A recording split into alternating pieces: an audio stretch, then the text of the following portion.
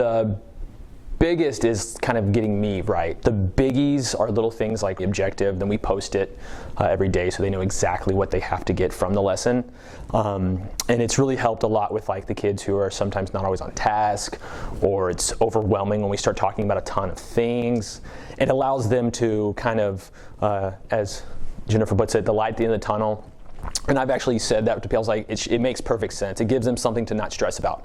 So if I can get these 3-4 things down, some of the added information, it might be okay. I can still take from today what I need to. It's been a big deal. And then everything from even our warm-ups, how we do warm-ups. I've always had what I thought were pretty like thought-provoking questions. But sometimes it doesn't, like when 1 or 2 people start answering and I start conversing with them, I don't necessarily get everybody going. And so now we've kind of started talking to some of the students who may be a little quieter or may have a little more problems understanding some of the language or just not being as interested normally, and kind of asking them a question and giving them like a chunk of time to seriously like sit and think about the question, giving them the opportunity to kind of, sometimes you might ask a little bit, like kind of break it down a little bit, ask a little bit smaller questions, but giving them the thought process time has been pretty awesome.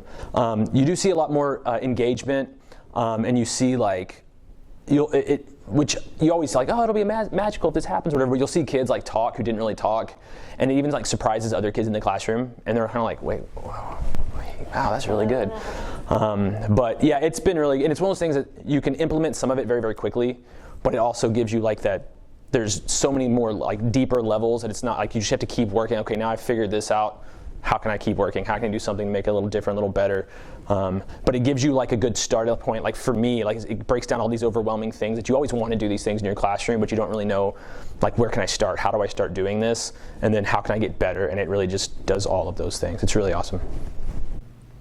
So for me in the classroom, I have seen the students become more engaged in their learning, so they are taking the time to have conversations together that's on topic. They are working in pairs, they're working in groups, and they're working individually, and it has really bumped up the interest in the lessons as well as the learning that we're seeing. And they feel like that they can actually teach other students about the lesson. So for me, it was a hands-on experience. So I had to go in and just like, it was a mindset that I was going to embrace it and that I would have to actually practice it before it got perfect. So like anything that you try, it's never going to be 100% successful the first time you do it. It's a process. And so you just have to say, it's okay if we didn't do it perfect today because we're going to try again tomorrow. And share that with your students. Like, okay, this is what I would like to see better when we do it the next time. And then when you come in the next time and say, okay, now this is what happened the last time, how can we improve on that? And throw it on the students.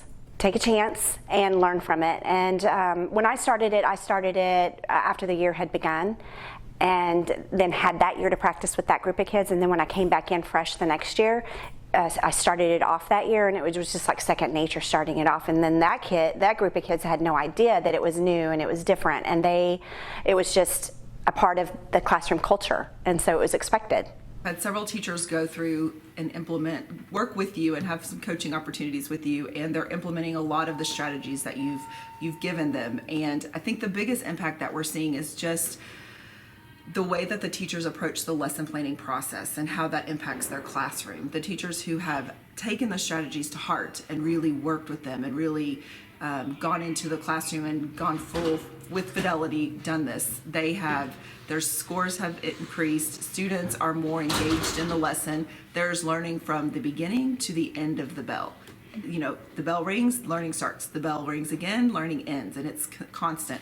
The teachers approach it differently in their lesson planning because they're so much more intentional in their lesson planning process, and the way that they approach the lesson and the way that the outcome that they want from the lesson, how they're going to develop the content to get the students to the learning that they want to occur. So it's really the intent that the teachers have gone into with the teaching so that the students can get the learning, the outcome that they want them to get. I will tell you that we were very strategic in the teachers that we chose because we wanted to see a growth in them. And all of our teachers that have gone through and implemented the strategies and been very intentional in what they're doing, their discipline has decreased significantly. I don't get to see their students as often. It's more for positive interactions. You know, they'll give me, hey, so-and-so did this, and so I'm able to call the students up for positive things instead of negative things. So that's been great. It's been huge, and I'm enjoying that piece of it. Awesome. Specifically, I've seen it with planning with teachers. When we talk specifically about learning targets, what I know about students who come from a low socioeconomic situation is that sometimes their lives are really chaotic. And what I also know is that when students come to school and we can tell them specifically what they're going to learn through their learning target, that helps them to calm themselves. They're in a calm environment. They know specifically what they're going to learn that day. And because of that, that creates a safe learning environment, and then it gets them ready for learning and helps them just to be able to focus and have more student engagement and be more ready to learn.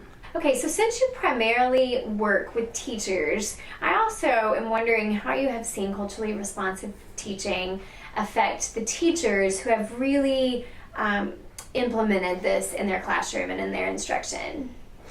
The main thing that I've seen is that our teachers who are implementing these strategies are much more confident in their craft. Specifically, we have teachers who have never spoken out in PLC and shared. They're much more confident, and I feel that this comes from that when they're in their classroom, they feel more in control of the environment, and they feel much more in control of the instruction. So culturally responsive teaching has really connected the dots for my kids between the what and the why behind what we're doing. And with that, they've been able to develop skills like proper discussion skills, how to work together, and how to work independently and be successful with that. And those are skills that are going to take them beyond our 8th grade English classroom.